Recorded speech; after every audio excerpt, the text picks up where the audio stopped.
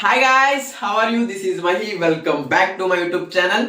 Previous వీడియోలో అయితే మనం అసలు HTML ఫార్మ్స్ అంటే ఏంటి, అసలు మనం ఫార్మ్స్ ఎందుకు యూజ్ చేస్తాం, అదే విధంగా ఫార్మ్స్ లో ఉన్న ఒక 6 ఇన్పుట్ టైప్స్ గురించి మనం క్లియర్ కట్ అయితే డిస్కస్ చేసుకున్నాం కదా. మీలో ఇంకా ఎవరైనా ప్రీవియస్ వీడియో చూడకపోతే ఫస్ట్ వెళ్ళి ప్రీవియస్ వీడియో చూసి మళ్ళీ వీడియో చూడడానికి అయితే ట్రై చేయండి. ఎందుకంటే ఈ వీడియో ప్రీవియస్ వీడియోకి కంటిన్యూషన్ గా ఉండబోతుంది. ఓకేనా? Previous video links in description. అదే విధంగా ఈ వీడియోలో ఏం డిస్కస్ చేసుకోబోతున్నాం అంటే మిగిలిన ఇన్పుట్ టైప్స్ గురించి క్లియర్ కట్ అయితే డిస్కస్ చేసుకోబోతున్నాం. అలాగే మన ఛానల్ కొత్త వాళ్ళు ఎవరైనా చూస్తున్నట్లయితే వీడియో చివరికి చూసి వీడియో నచ్చినట్లయితే లైక్ అండ్ సబ్స్క్రైబ్ చేసి పక్కన ఉన్న గంట సింబల్ మాత్రం కొట్టడం అస్సలు మర్చిపోకండి. ఓకేనా? ఇంకా ఏ మాత్రం లేట్ చేయకుండా మన వీడియోని అయితే స్టార్ట్ చేసుకునేద్దాం. ఓకే,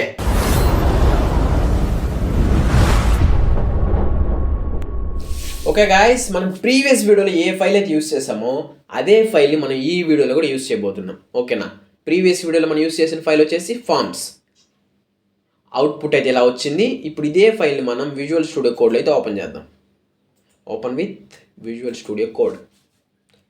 ఇప్పుడు మనం నెక్స్ట్ ఇన్పుట్ టైప్కి అయితే వెళ్ళిపోదాం. నెక్స్ట్ ఇన్పుట్ టైప్ వచ్చేసి కలర్. ఈ ఇన్పుట్ టైప్ మనం ఎందుకు యూజ్ చేస్తాం అంటే యూజర్స్ దగ్గర నుంచి కలర్కి సంబంధించిన ఇన్ఫర్మేషన్ కలెక్ట్ చేయాలి అన్నప్పుడు మనం ఈ ఇన్పుట్ టైప్ కలర్ అనే ఇన్పుట్ టైప్ అయితే మనం యూజ్ చేసుకోవచ్చు. ఓకేనా? సేవ్ చేశాను, రిఫ్రెష్ చేద్దాం. చూడండి, ఇక్కడ కానీ అబ్జర్వ్ చేసినట్లయితే ఒక బ్లాక్ బాక్స్ అనేది ఓపెన్ అయ్యింది. ఎప్పుడైతే దాని మీద క్లిక్ చేస్తామో ఆటోమేటిక్గా మనకి ఇక్కడ కలర్ గ్రేడియంట్ అనేది ఓపెన్ అయిపోయింది. ఇక్కడ స్లైడర్ ఉంది, మనకి ఏ కలర్ కావాలో దాన్ని సెలెక్ట్ చేసుకోవచ్చు ఈజీగా. ఈ విధంగా మనం యూజర్స్ దగ్గర నుంచి కలర్కి సంబంధించిన ఇన్ఫర్మేషన్ ఈజీగా మనం కలెక్ట్ చేయొచ్చు. ఓకేనా? నెక్స్ట్ ఇన్పుట్ టైప్ వచ్చేసి సర్చ్.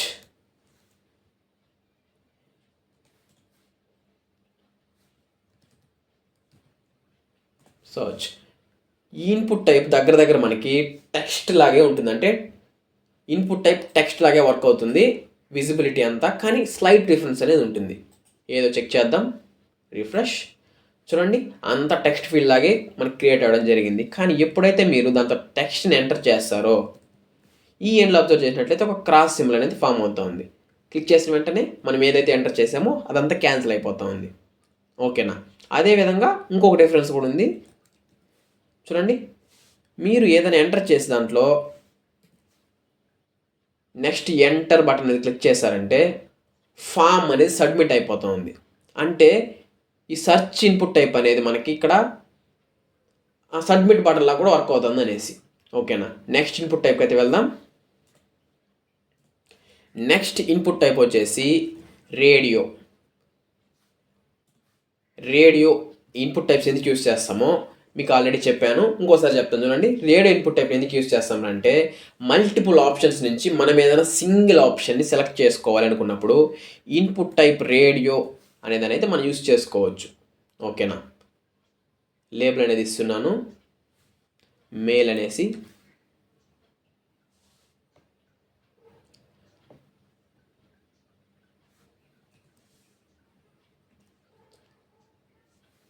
ఫర్ సపోజ్ మనం యూజర్స్ జెండర్ తెలుసుకోవాలనుకున్నప్పుడు ఈ రేడియో బటన్ మనకు చాలా యూజ్ అవుతుంది. ఫీమేల్. సేవ్ చేశాను, రిఫ్రెష్. చూడండి, మనకి ఇక్కడ సక్సెస్ఫుల్గా మనకి ఇక్కడ రేడియో బటన్స్ అనేది క్రియేట్ అయిపోయింది. కానీ ఒక చిన్న డిసడ్వాంటేజ్ ఉంది. చూడండి, రెండు మనకి ఇక్కడ సెలెక్ట్ అయిపోతుంది. ఈ విధంగా కాదు కదా, మనకి ఏదో ఒకటి సెలెక్ట్ అవ్వాలి. అందుకు మనం ఏం చేయాలంటే ఒక ఆట్రిబ్యూట్ అనేది యూజ్ చేయాలి. ఈ ఆట్రిబ్యూట్ అనేది నెక్స్ట్ మాడ్యూల్లో మనకి క్లియర్గా చెప్తాను. జస్ట్ ఇక్కడ మనకి ఇంపార్టెంట్ కాబట్టి నేను జస్ట్ ఒక చిన్న ఆట్రిబ్యూట్ అయితే ఇక్కడ యూజ్ చేస్తున్నా, name.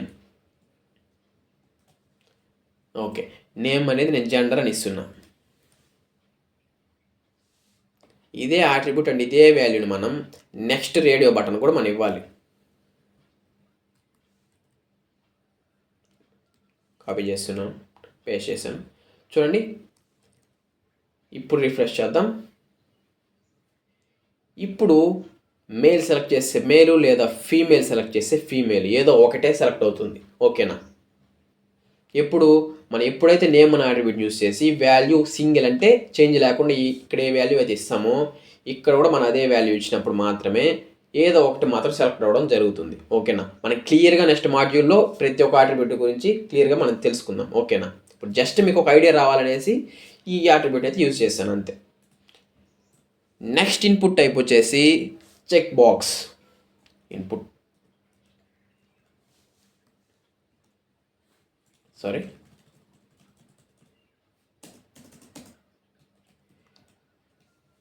Input type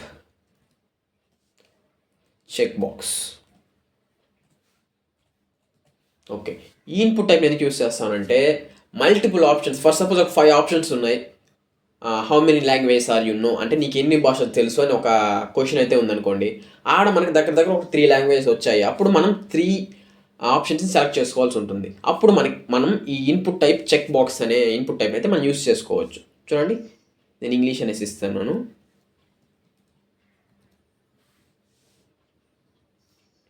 break tax చేద్దాం. ఓకే, దీనే కాపీ చేసుకునేసి నేను లాంగ్వేజ్ అనేది చేంజ్ చేస్తాను.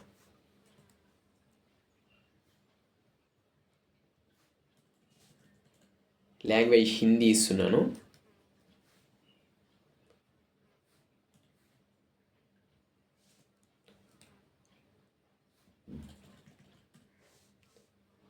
తమిళ్ ఇద్దాం నెక్స్ట్. ఓకే, సేవ్ చేశాను.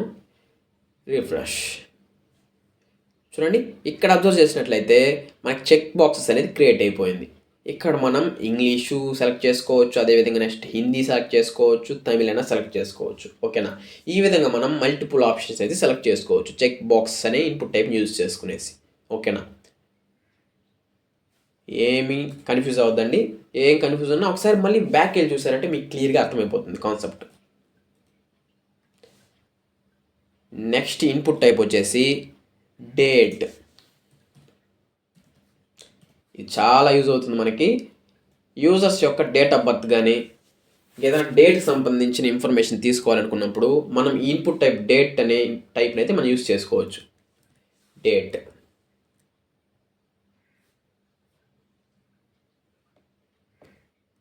బ్రేక్ ట్యాక్స్ కూడా ఇచ్చేద్దాం.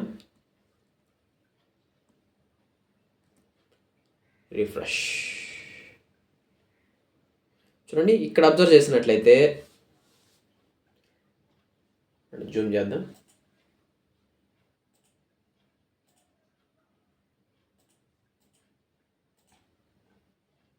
చూడండి, ఇక్కడ మనకి మంత్, డేట్, ఇయర్ సంబంధించిన ఒక ఫీల్డ్ అనేది ఓపెన్ అయిపోయింది. ఎప్పుడైతే ఈ క్యాలెండర్ సింబల్ మీద క్లిక్ చేస్తామో అప్పుడు మనకి ఇక్కడ క్యాలెండర్ అనేది ఓపెన్ అయిపోతుంది. మనం ఇక్కడ డేట్ సెలెక్ట్ చేసుకునేది అయితే ఇచ్చేయచ్చు.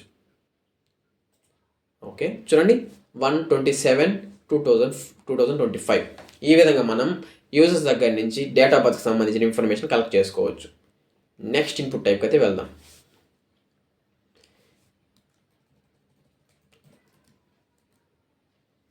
నెక్స్ట్ ఇన్పుట్ టైప్ వచ్చేసి date time local.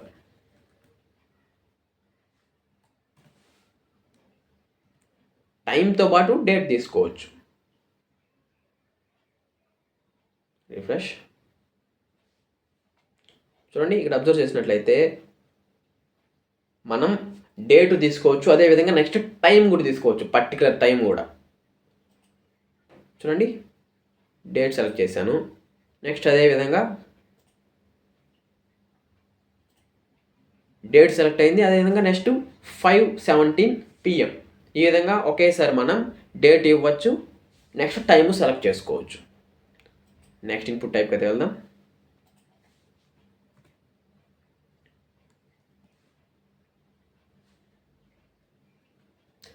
Next input type వచ్చేసి మంత్.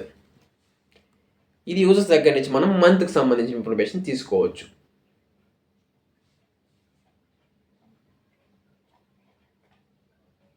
మళ్ళీ క్యాలెండర్ సింబల్ మీద క్లిక్ చేద్దాం.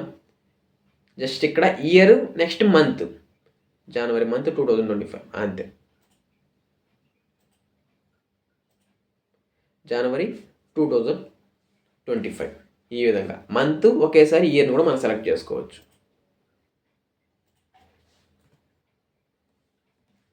నెక్స్ట్ ఇన్పుట్ టైప్ వచ్చేసి వీక్. ఇన్పుట్ టైప్ కూడా యాజ్ ఇట్ ఈస్ మంత్ లాగే వీక్తో పాటు చూడండి నేను సెలెక్ట్ చేసుకున్నాను వీక్ 3 2025 అంటే ఇయర్ నెక్స్ట్ ఏ వీక్ అనేసి. ఓకేనా. నెక్స్ట్ ఇన్పుట్ టైప్ వచ్చేసి రేంజ్. ఏం కన్ఫ్యూజ్ అవుతుందండి, డేట్కి సంబంధించింది ఒక 4 ఇది date, time, local, month, week. ఓకేనా, ఒక 4 ఇన్పుట్ టైప్స్ అయితే ఉన్నాయి అంతే. నెక్స్ట్ ఇన్పుట్ టైప్ వచ్చేసి రేంజ్.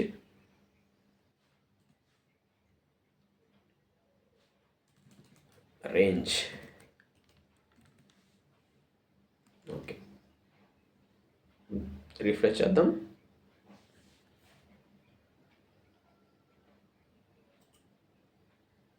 మిస్ అయినట్టుంది.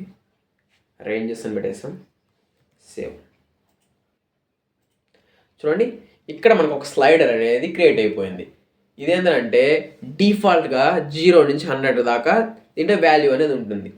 ఇక్కడ మనం యూజర్స్ ఏదైనా సెలెక్ట్ చేసుకునేసి సబ్మిట్ చేశారంటే అది మనకి డేటాబేస్లో స్టోర్ అవడం జరుగుతుంది. ఓకేనా. ఇది ఎంత అంటే కజరు ఎక్కడ పెట్టామనేది కూడా మనకి విజిబుల్ అవుతుంది. నెక్స్ట్ ఆట్రిబ్యూట్స్ యూజ్ చేసినప్పుడు మనకి ఇవంతా కాన్సెప్ట్స్ అనేది క్లియర్ అయిపోతుంది. ఓకేనా. జస్ట్ గుర్తుపెట్టుకుంది డిఫాల్ట్గా 0 నుంచి 100 వరకు ఉంటుంది వాల్యూ. ఓకేనా. మనం ఎక్కడ దాకా స్లైడ్ చేసుకునేసి అండ్ సబ్మిట్ చేసుకోవచ్చు. ఓకే, నెక్స్ట్ ఇన్పుట్ టైప్ వచ్చేసి టెక్స్ట్ ఏరియా.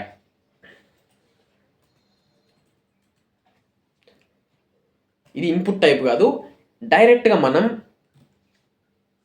టెక్స్ట్ ఏరియా అనే ట్యాగ్ని ఓపెన్ చేసుకోవాలి. ఓకేనా. ఆటోమేటిక్గా క్లోజింగ్ ట్యాగ్ కూడా వచ్చేస్తుంది, ఇన్పుట్ టైప్లో ఇవ్వకూడదు. ఇప్పుడు ఏం చేయాలంటే స్టార్టింగ్ టెక్స్ట్ ఏరియా ట్యాగ్ లోపల కాలమ్స్ ఇవ్వాలి. కాల్స్ ఈజ్ ఈక్వల్ టు 30 అని ఇస్తున్నాను. రోస్ ఈజ్ ఈక్వల్ టు ఒక 5 ఇస్తున్నా. ఇది ఎందుకు యూస్ చేస్తారా అంటే ఫర్ సపోజ్ మనం యూట్యూబ్ వీడియోల కింద కానీ కామెంట్ సెక్షన్ ఉంటుంది కదా, అలాంటి కామెంట్ సెక్షన్ని ఈ టెక్స్ట్ ఏరియా అనే ట్యాగ్ని యూస్ చేసుకునేసి మనం క్రియేట్ చేసుకోవచ్చు. మనం ఇక్కడ చూడ సపరేట్గా ఆట్రిబ్యూట్స్ కూడా మెన్షన్ చేసాం. కాలమ్స్ 30 ఉండాలి, అదేవిధంగా రోస్ నాకు 5 కావాలి అనేసి. మీరు అవుట్పుట్ చూసినట్లయితే మీకు ఇంకా ఈజీగా అర్థమైపోతుంది. సేవ్ చేశాను, రిఫ్రెష్ చేద్దాం. రిఫ్రెష్ చూడండి, ఇక్కడ మనకి ఒక టెక్స్ట్ ఏరియా ఫీల్డ్ అనేది క్రియేట్ అయిపోయింది. ఫర్ సపోజ్ మనకి ఏదన్నా వెబ్సైట్లో enter your write something about your self అని అడిగారు అనుకోండి, అలాంటప్పుడు ఇలాంటి కామెంట్ సెక్షన్ అనేది మనకి ఇస్తారు. మన కామెంట్ ఇక్కడ మనం ఎంటర్ చేసుకోవచ్చు, ఎంత పెద్ద టెక్స్ట్ అయినా. ఓకేనా. ఈ విధంగా చేసి మళ్ళీ మనం డ్రాగ్ చేసుకోవాలనుకున్నప్పుడు ఈ కార్నర్లో 2 లైన్స్ ఉంటుంది, అక్కడ పోయి డ్రాగ్ కూడా చేసుకోవచ్చు. ఓకేనా. ఫైనల్గా మనం డ్రాప్ డౌన్ మెనూని ఎలా క్రియేట్ చేయాలి అనేసి అయితే చూద్దాం. ఓకేనా. డ్రాప్ డౌన్ మెనూ అంటే ఏం లేదు, చూడండి ఈ విధంగా అయితే వస్తుంది. ఎప్పుడైతే మనం ఈ సైడ్లో నేరో మార్క్ మీద క్లిక్ చేస్తామో అప్పుడు మనకు ఒక లిస్ట్ ఆఫ్ ఐటమ్స్ అనేది ఇక్కడ విజిబుల్ అవ్వడం జరుగుతుంది. ఇక్కడ అబ్జర్వ్ చేసినట్లయితే అన్ని ప్రోగ్రామింగ్ లాంగ్వేజెస్ అనేసి ఉన్నాయి. మనం ఏది కావాలంటే సెలెక్ట్ చేసుకున్నామంటే అది సెలెక్ట్ అయిపోతుంది. ఓకేనా. నెక్స్ట్ నేను ఏఐ సెలెక్ట్ చేస్తున్నాను, చూడండి ఏఐ సెలెక్ట్ అయిపోయింది. ఈ విధంగా మనం ఎలా క్రియేట్ చేయాలి అనేసి అయితే ఇప్పుడు చూసేద్దాం. ఓకేనా. కోడ్లోకి అయితే వెళ్దాం. ఫస్ట్ మనం డ్రాప్ డౌన్ మెనూని క్రియేట్ చేయాలంటే కోడ్లో మనం ఫస్ట్ ఓపెన్ చేయాల్సిన ట్యాగ్ వచ్చేసి సెలెక్ట్ ట్యాగ్. ఈ టెక్స్ట్ ఏరియా ఏ విధంగా ట్యాగో అదే విధంగా సెలెక్ట్ కూడా ఒక ట్యాగ్. ఓకేనా. దీనికి ఇన్పుట్ టైప్స్ అనేది ఏమి ఉండదు డ్రాప్ డౌన్కి. ఇప్పుడు ఇన్సైడ్ ఆఫ్ ది సెలెక్ట్ ట్యాగ్లో మళ్ళీ మనం ఆప్షన్ అనే ట్యాగ్ని అయితే ఓపెన్ చేసుకోవాలి. ఇక్కడ మనం హ్యాపీగా ఆప్షన్స్ ఇన్పుట్ చేసుకునేయచ్చు. ఓకేనా. జస్ట్ కాపీ చేస్తున్నా, పేస్ట్. నేను ఇప్పుడు ఆప్షన్స్ చేంజ్ చేస్తున్నా. C++, HTML, Python. Okay, break tags ఇచ్చేద్దాం.